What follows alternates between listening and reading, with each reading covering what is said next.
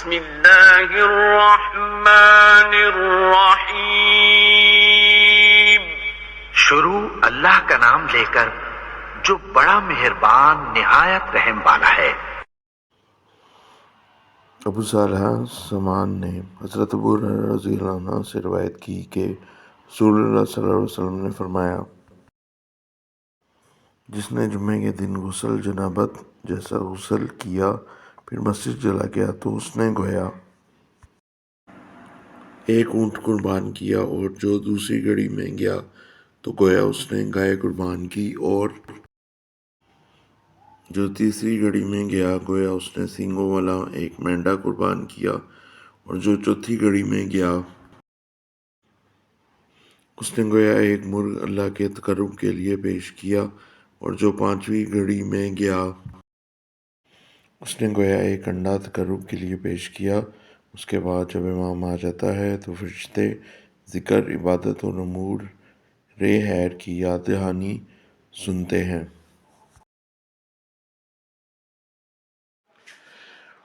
السلام علیکم ناظرین و حاضرین، کیا حال ہے؟ آپ ٹھیک ہیں؟ امید ہے خیر سے ہوں گے۔ اور یہ میں ایک بہت امپورٹنٹ حدیث کے ترجمے کے ساتھ آیا ہوں۔ یہ صحیح مسلم کی حدیث ہے اور 1964 اس کا ریفرنس نمبر ہے، اور یہ جمعے کے احکام و مسائل کے بارے میں ہے۔ بہت ہی خاص امپورٹنٹ حدیث کا ترجمہ ہے، جو کہ میں آپ کو اس کی وضاحت اور تفصیل بتانے لگوں۔ میں ایک طرح سے میرا چھوٹا سا بیان ہے جو کہ میں نے آپ کے ساتھ شیئر ضرور کرنا ہے، اس سے آپ کے لیے بہت زیادہ انفارمیشن آئے گی۔ اچھا جی، یہ حدیث جو ہے روایت ہے ابو صالح سمان نے حضرت ابو ہریرہ رضی اللہ عنہ سے روایت کی کہ رسول اللہ صلی اللہ علیہ وسلم نے فرمایا، پہلے تو اس میں حضور پاک صلی اللہ علیہ وسلم نے جمعے کے دن غسل کے بارے میں بتایا کہ جو بندہ غسل جنابت جیسا غسل کر کے آتا ہے جمعے کے لیے، تو پہلے تو یہ بتا دیا گیا واضح طور پہ کہ غسل کی بہت اہمیت ہے اور جمعے کے دن کرنا چاہیے۔ یہ میں نے پہلے بھی بتایا ہے کہ ہمیں کرنا چاہیے، ہم پہ فرض ہے اور یہ لازمی ہے، یہ کرنا چاہیے۔ اچھا جی، اس کے بعد آ جاتے ہیں مین چیز پہ۔ جمعے کے دن جمعے کے ٹائم پہ جانا، لوگ یہ کرتے ہیں کہ جی نماز پڑھنے کے لیے جمعے کے پورے ٹائم پہ جاتے ہیں، وہ بالکل غلط ہے، ایسے نہیں کرنا چاہیے۔ جمعے کے لیے مخصوص ٹائم نکالنا چاہیے، اور یہاں پہ واضح طور پہ بتا دیے کہ جمعے کی 5 کیٹیگرائزیشن کی گئی ہیں، اور 5 آورز یا گھڑیوں کے حساب سے کیٹیگرائزیشن ہے اور ان کے ثواب ہے۔ پہلی گھڑی میں اگر آپ جاتے ہیں تو وہ ایک اونٹ کی قربانی ہے، دوسری گھڑی میں جاتے ہیں تو ایک گائے کی قربانی ہے، اس کا ثواب ہے۔ تیسری گھڑی میں جاتے ہیں تو گویا سینگوں والے مینڈے، بکرے کے بچے کو مینڈا کہتے ہیں یا گائے کے بچے کو، جو بھی ہے اس کی قربانی کا ثواب ہے۔